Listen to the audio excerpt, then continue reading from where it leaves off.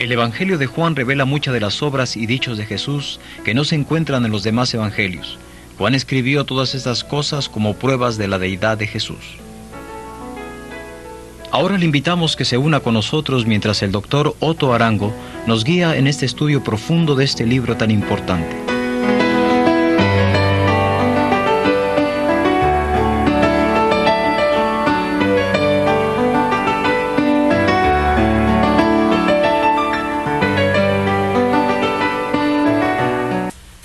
Juan capítulo 6 nos da el inicio del tercer año del ministerio público del Señor Jesucristo.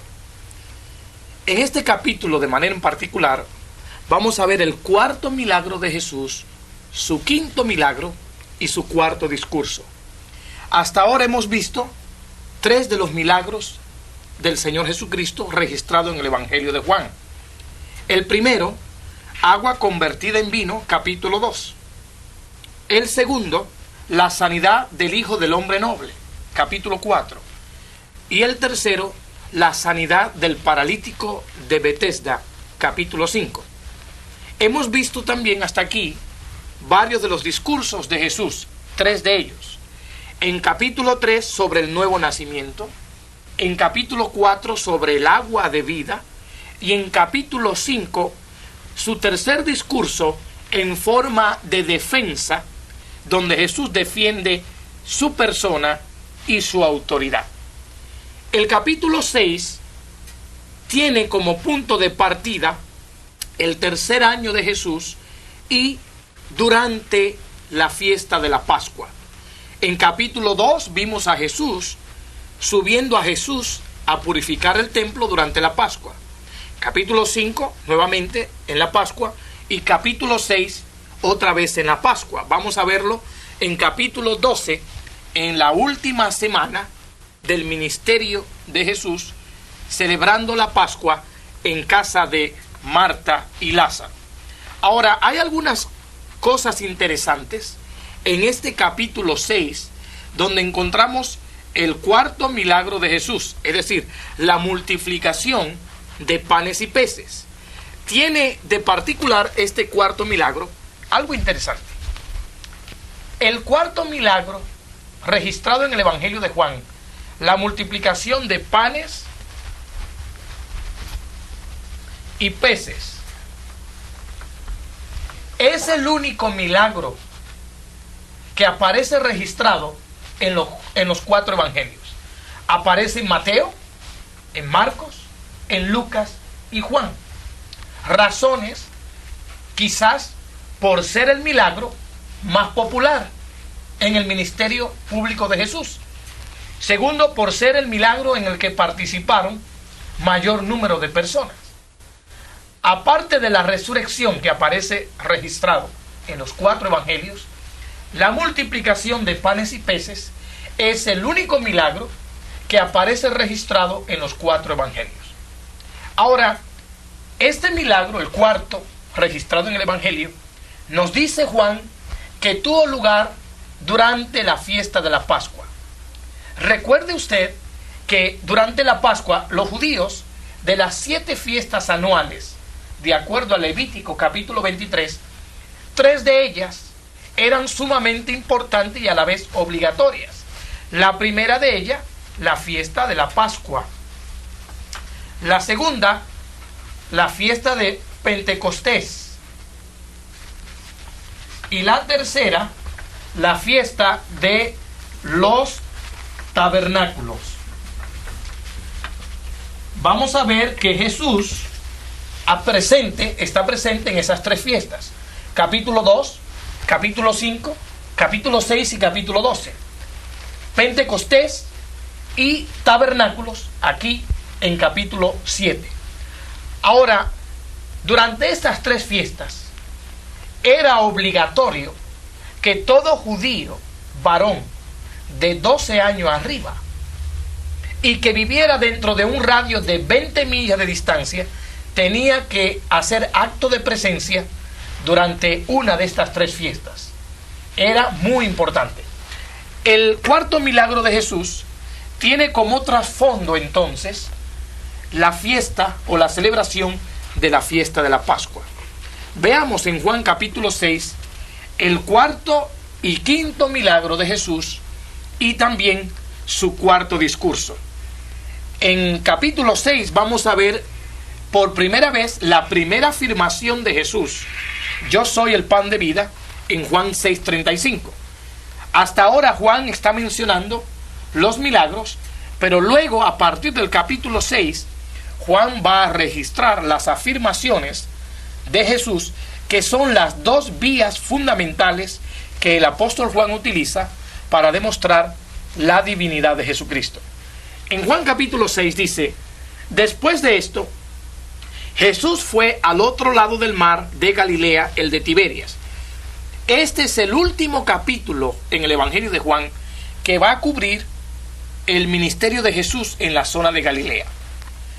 Cuando el capítulo 6 de Juan tiene lugar, previamente han sucedido otras cosas entre capítulos 5 y 6 en el ministerio de Jesús. Por ejemplo, Marcos capítulo 3 al 6 tienen lugar en esa porción, o sea, en ese intervalo de tiempo. Mateo capítulo 5 o 7, es decir, el sermón del monte y la enseñanza sobre las parábolas de Mateo 13 tienen lugar entre Juan 5 y 6. También Lucas capítulo 6 al 9 tiene su desarrollo entre Juan capítulo 5 y 6.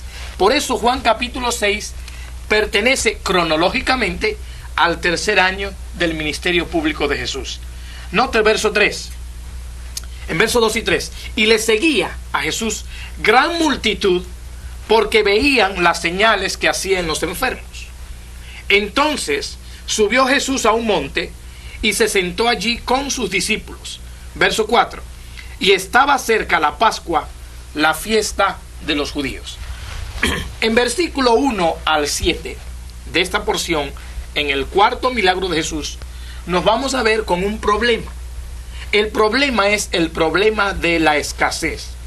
Y yo pienso que este cuarto milagro de Jesús nos responde a nosotros, o levanta una pregunta, y es: ¿qué hacer en medio de la escasez? Y francamente, el cuarto milagro nos enseña que en medio de la escasez también Jesús tiene la solución. En capítulo 4, ¿qué hacer en medio de los momentos de crisis? En capítulo 5, ¿qué hacer en medio de la frustración? Y en capítulo 6, ¿qué hacer en medio de la escasez? Veamos el problema, comenzando en el versículo 5. En el versículo 5, 6 y 7 dice: cuando Jesús alzó los ojos y vio que había venido a él gran multitud, dijo a Felipe. Interesante que en medio del problema, Jesucristo va a tratar con algunas características y peculiaridades de sus discípulos, Felipe y Andrés. Por ejemplo, en verso 5, cuando Cristo ve la gran multitud, pregunta a Felipe: ¿de dónde compraremos pan para que coman estos? Hay un problema, el problema de escasez. Recuerde que durante la Pascua venían miles de judíos a Jerusalén para celebrar esta fiesta. Jesús va con sus discípulos y hay una gran multitud que le sigue para ver o para celebrar la Pascua. Noten ustedes, pregunta Felipe: ¿de dónde vamos a comprar pan para que coma esta multitud? Verso 6. Pero esto decía para probarle, porque él sabía lo que había de hacer. ¿Por qué preguntaría Jesús a Felipe: ¿de dónde compraremos pan para que coman estos? Algunos comentaristas piensan que Felipe era de esa zona, por lo tanto él sabía a qué panadería podían ir a comprar tantos panes. Pero yo pienso que el verso 6, cuando dice que Jesús a propósito preguntó para probar a Felipe, es para probar la fe de Felipe. ¿Se acuerdan ustedes en el capítulo 1, Felipe, cuando se acercó a Natanael, le dijo: Natanael, hemos hallado a aquel de quien escribieron la ley y los profetas? Correcto. Ahora llegó el momento de probar esa afirmación en la vida de Felipe.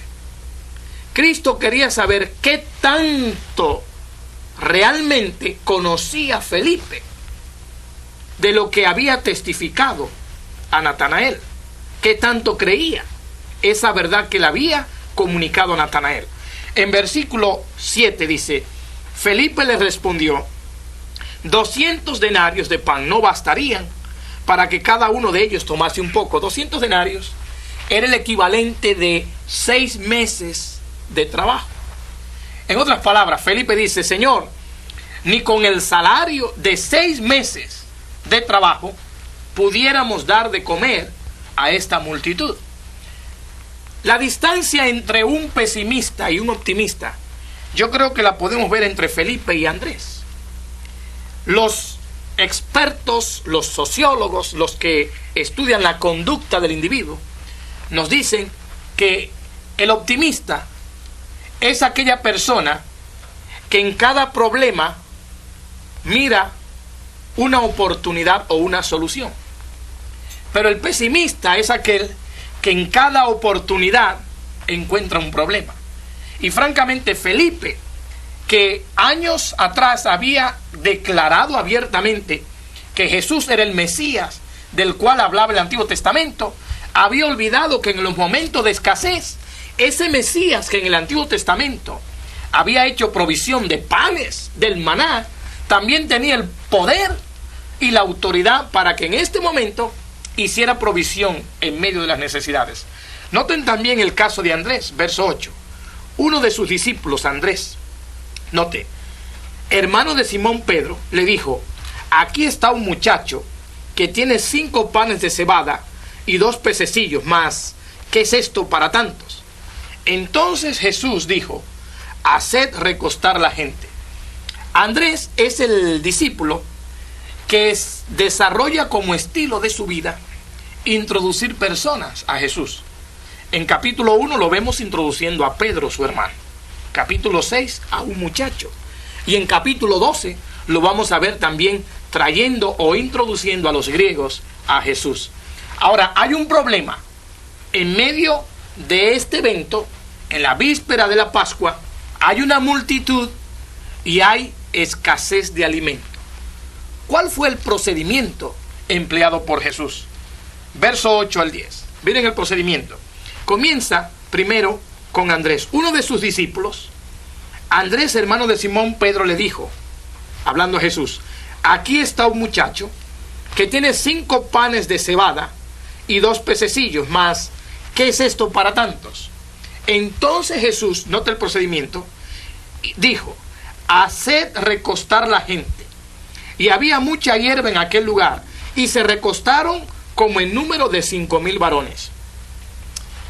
Algunos han visto en el milagro de la multiplicación de panes y peces, nuestras Biblias tienen como encabezado o encabezamiento la alimentación de los 5,000. Pero realmente ese número no se acerca ni siquiera a los números reales en el momento de este milagro. Recuerde usted lo que dije al principio. Durante la Pascua, por la ley, los que eran contados eran los hombres. Es decir, que para fines de la Pascua, los que eran contados eran hombres, no mujeres ni niños. Pero es evidente, de acuerdo a la versión paralela a este milagro presentada por Mateo, capítulo 14, verso 21, dice que los que comieron en este milagro fueron más de 5,000 hombres, sin contar mujeres y niños. Es decir, que la magnitud y la provisión de Dios en este momento de escasez no solamente fue para darle de comer a 5,000 hombres, pero 5,000 hombres sin contar mujeres y niños. Si hiciéramos un cálculo conservador y dijéramos que la mitad de esos hombres eran casados, tuviéramos 2,500 mujeres, esposas. Y si dijéramos, siguiendo un cálculo conservador, que la mitad de esos matrimonios tenía un promedio de 3 niños, tenemos unos 5,000 y tantos más. Es decir que en la multiplicación de panes y peces haciendo un cálculo conservador, por lo menos unas 20,000 personas participaron y se saciaron en medio de este milagro. Así que este cuarto milagro nos presenta a Jesús en medio de un problema. Hay un procedimiento, pero también hay una provisión. Verso 11 al 15. Y tomó Jesús aquellos panes, 5 panes nada más y 2 peces. Algunos dicen lo que sucedió es que este niño le regaló su lonche, su merienda a Jesús. La puso en las manos de Jesús. Noten esto, verso 11. Y tomó Jesús aquellos panes y habiendo dado gracias los repartió entre los discípulos y los discípulos entre los que estaban recostados. Asimismo de los peces, noten cuánto querían. Y cuando se hubieron saciado, interesante que la provisión de Dios siempre es cuantitativa y cualitativa. Cuando Dios provee a manos llenas. Y en este milagro que había escasez, Dios, el Señor Jesucristo, proveyó al punto de que todos quedaron saciados. Noten ustedes el verso 12. Cuando se hubieron saciado, dijo a sus discípulos, todavía hubo sobra, todavía quedó. Recoged los pedazos que sobraron, para que no se pierda nada. Recogieron pues y llenaron 12 cestas de pedazos. ¿Por qué 12 cestas, 12 canastas? Bueno, eran 12 discípulos. Ahora ellos tenían la comisión de seguir repartiendo. Noten que de los 5 panes de cebada sobraron a los que habían comido. Versos 14 y 15. Aquellos hombres entonces, viendo la señal que Jesús había hecho, dijeron, este verdaderamente es el profeta que había de venir al mundo. Pero entendiendo Jesús que iban a venir para apoderarse de él y hacerle rey, volvió a retirarse al monte él solo. Vemos un problema, vemos el procedimiento, el Señor espera organización, pero noten la provisión. La provisión fue de tal manera que todos se saciaron y aún sobraron. ¿Qué principios aprendemos del cuarto milagro de Jesús? Donde nos reta a levantar la pregunta, ¿qué hacer en medio de la escasez? Bueno, los principios son muy básicos. Número 1, se dieron cuenta que la solución en medio del problema fue cuando el Señor Jesucristo tomó control de los panes y peces. En medio de la escasez, el Señor quiere tener control de toda la situación. Segundo, la provisión tuvo lugar cuando los panes y peces estuvieron en las manos del Señor. En medio de la escasez, pon tu problema en las manos y el control del Señor. Notaron algo interesante también. 5 panes y 2 pececitos es algo muy mínimo. Aquí nos enseña el Señor del valor de las cosas pequeñas. Las cosas, por pequeñas e insignificantes que sean, cuando están en las manos y en el control del Señor, suceden grandes cosas. Y Cristo, en su cuarto milagro, nos demuestra que Él tiene el poder para hacer provisión en medio de la escasez. Luego, en capítulo 6, verso 16 al 21, vemos el quinto milagro de Jesús registrado en el Evangelio. Y es a Jesús caminando sobre las aguas. Nuevamente, este milagro presenta, sin lugar a dudas, la poderosa y la magnificencia persona del Señor Jesucristo. Es decir, Cristo caminando sobre las aguas. Otro milagro sobrenatural. Es una prueba más de la divinidad del Señor Jesucristo. Pero noten ahora el cuarto discurso, donde Cristo va a declarar en este capítulo 6 que Él es realmente el pan de vida que descendió del cielo. Y comenzando en capítulo 6, verso 22, recuerdan ustedes que cuando Cristo hizo provisión en este capítulo, la gente se emocionó al punto que quería coronarlo. Al siguiente día, la gente fue en busca de Jesús al otro lado del mar. Verso 25, y hallándole al otro lado del mar, le dijeron: Rabí, ¿cuándo llegaste acá? Respondió Jesús y les dijo: de cierto os digo, que me buscáis no porque habéis visto las señales, sino porque comisteis el pan y os saciasteis. Trabajad no por la comida que perece, sino por la comida que a vida eterna permanece, la cual el Hijo del Hombre os dará, porque a éste señaló Dios el Padre. Noten ustedes la reacción de los religiosos. Verso 28. Entonces le dijeron: ¿qué debemos hacer para poner en práctica las obras de Dios? Verso 30, nuevamente reaccionan: ¿qué señal pues haces tú para que veamos y te creamos? ¿Qué obras haces? Estos ya habían sido testigos de las grandes maravillas de Dios. Recientemente habían visto cómo el Señor tomó 5 panes y 2 peces y hizo provisión abundante al punto de que se saciaron y sobró. Y ahora, por su endurecimiento de corazón, sí se habían emocionado, al punto que querían coronarlo rey. Pero ahora, ¿cuál es la actitud? Ese es el problema de basar la vida en emociones externas. Las emociones se van, son pasajeras. Estos se habían emocionado viendo las señales, pero no habían asimilado que estas señales, estos milagros, era para entender y creer que Cristo era el Mesías enviado de Dios. Noten ustedes, le dicen los religiosos a Jesús, verso 31, nuestros padres comieron el maná en el desierto, como está escrito, pan del cielo les dio a comer. Y Jesús les dijo: de cierto os digo, no os dio Moisés el pan del cielo, mas mi Padre os da el verdadero pan del cielo. Porque el pan de Dios es aquel que descendió del cielo y da vida al mundo. Le dijeron: Señor, danos siempre este pan. Y aquí viene la primera afirmación registrada en el Evangelio de Juan. Juan 6:35.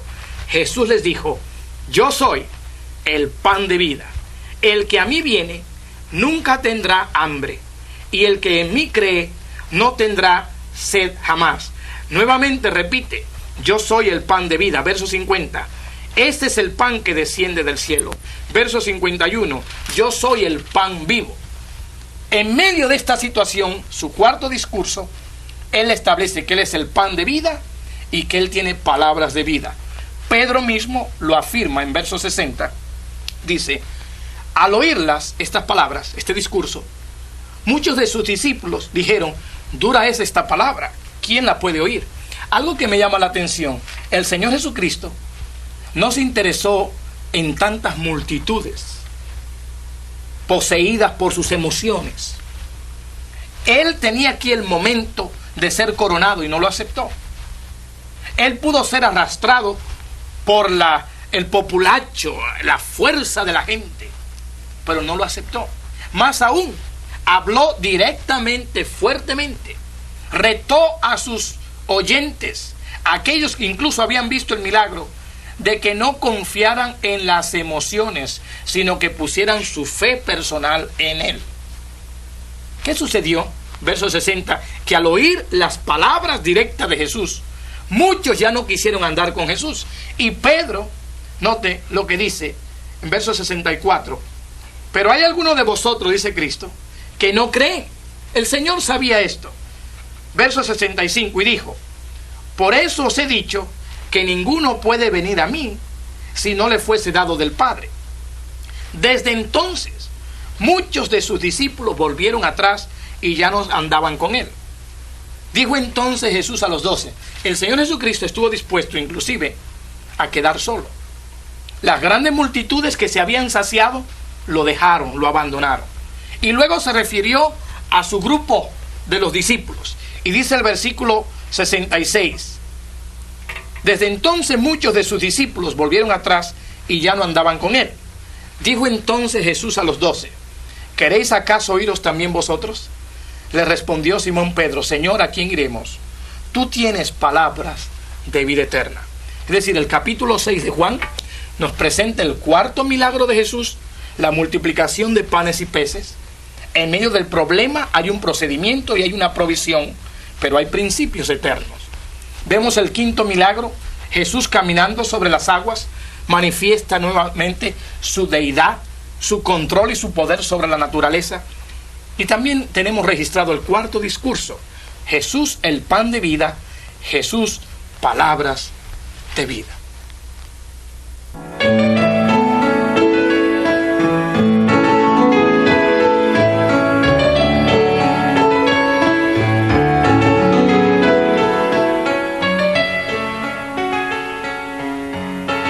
Usted puede continuar este estudio al repasar el cuestionario que se incluye en la guía de estudio. Tome tiempo para estimar la importancia de esta lección.